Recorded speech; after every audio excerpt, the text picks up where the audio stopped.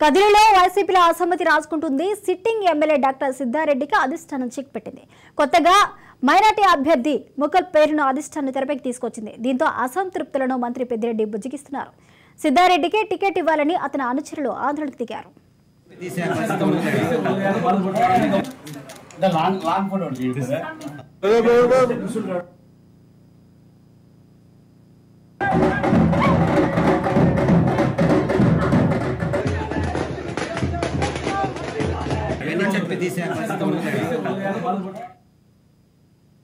ఈరోజు వైఎస్ఆర్ కాంగ్రెస్ పార్టీ అధిష్టానం వైఎస్ జగన్మోహన్ రెడ్డి మరియు మన పెద్దిరెడ్డి రామచంద్రరెడ్డి గారు నిర్ణయించిన మన కదిరి నియోజకవర్గం ఇన్ఛార్జ్ మక్బూల్ గారిని మేము నాయకులుగా కాకుండా కార్యకర్తలుగా కష్టపడి నిలబడి మొత్తం ఇక్కడ వచ్చే రానున్న 2024 సార్వత్రిక ఎలక్షన్లలో మేము కదిరిలో వైఎస్ఆర్సీపీ జెండాని మేము తిరిగి మళ్ళీ గెలిపించుకున్నామని ఈ సభాముఖంగా నేను తెలియజేసుకుంటున్నాను.